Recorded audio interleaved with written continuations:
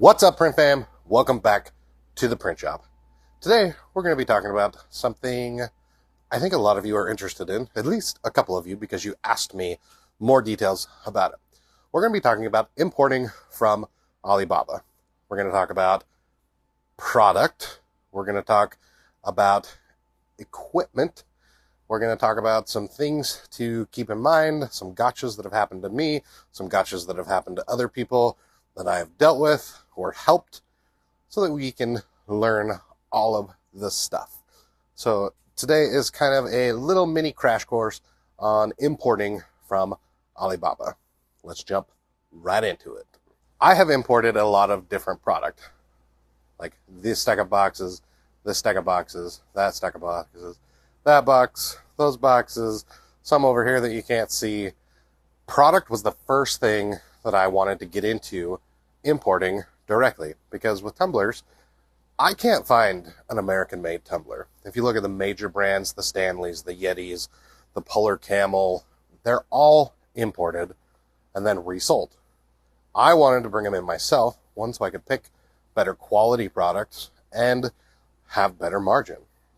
So I don't import everything, but I import the things that have sold well for me, and I brought them in. I've also brought in other things that would sell, so I've brought in coins, I've brought in keychains, I've brought in electronics, lunch boxes. So there's a lot of variety of things. Brought in pens, tons of pens. That was kind of my first thing. Journals, you name it. When you're getting a quote from Alibaba for products like this that are easily shippable, then you can get them air freighted or you can get them sea freight. I always request what is called direct door pricing, or short form DDP. You can request DDP air, you can request DDP sea freight. In the US, I think it's $800. If you air freight something that is less than $800, there's no additional duties or taxes on it. If it's over $800 value, then you do. So keep that in mind. Typically, a sea freight doesn't cost you extra when you're doing DDP pricing. So the tumblers, it was an out-the-door price. Once I paid for it, I didn't pay anything more. Now, my equipment, so my lasers, I did air freight those because, frankly, I was impatient.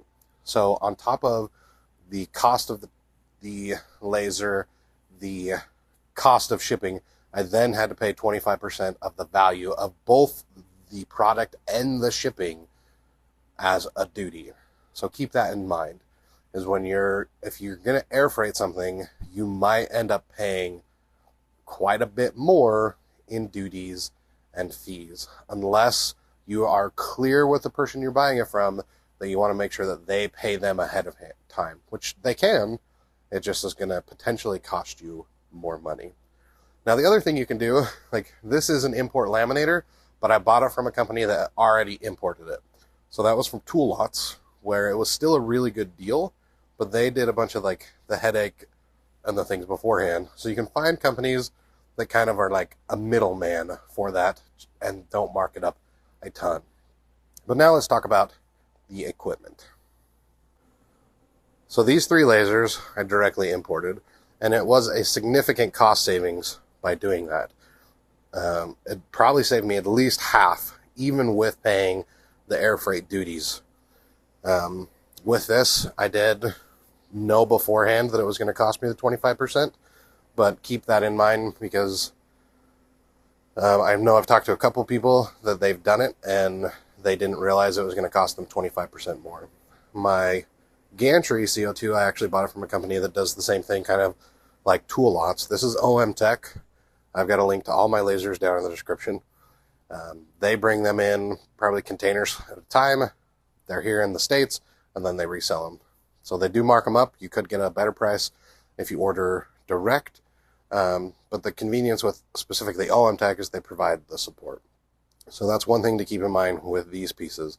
Now, I've also imported what I consider like heavy equipment. So I imported a sander for my brother.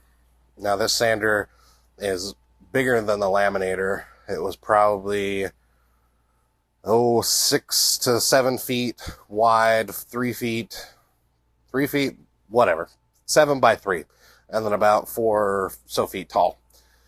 And with that, like, I was shocked. They gave me the shipping price, sea freight, and it was like $400. But come to find out, it wasn't DDP freight, because DDP freight for that thing would have been like $4,000.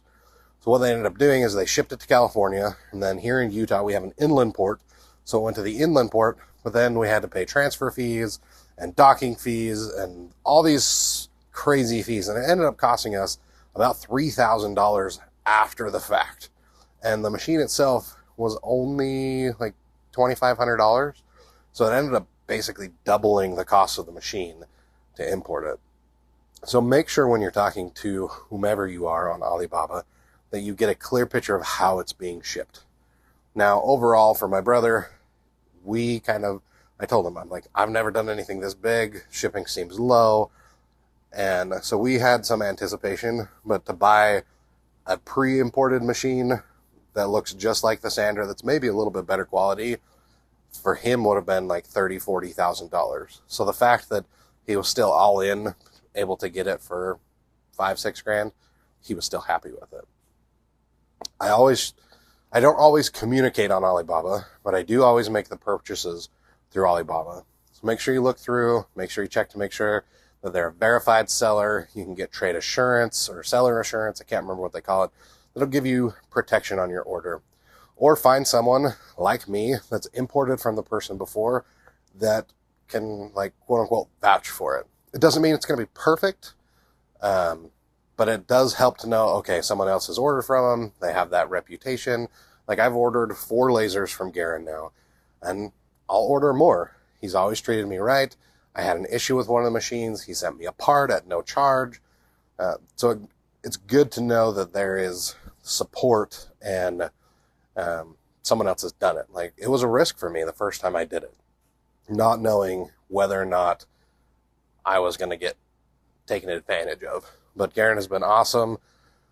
Now, that's not true of everyone. Like, my tumblers, they've taken forever. They've been hard to deal with. The problem is, like, they're the only ones that can get them for me. So I kind of just have to deal with it. So keep that in mind. This is, again, just a little quick 101, not even a 101, more like 950 pre-101 on importing from Alibaba. Let me know your specific questions so I can try to answer them. Am I a pro? No. At this point, I've probably imported a couple $100,000 worth of product. So I do have a little bit of work under my belt. So any questions you have, let me know down below, and I will do my best to answer or get the answer for you. Thank you guys for watching. We'll see you in the next one, Prep Fam. I did want to mention one more thing. While I was editing the video, I realized one thing I do to also help protect me is I always use a credit card. It does cost me more when I pay through Alibaba because you have to pay the 3 or 4% transaction fee. But being able to have it on my credit card just makes me have that peace of mind.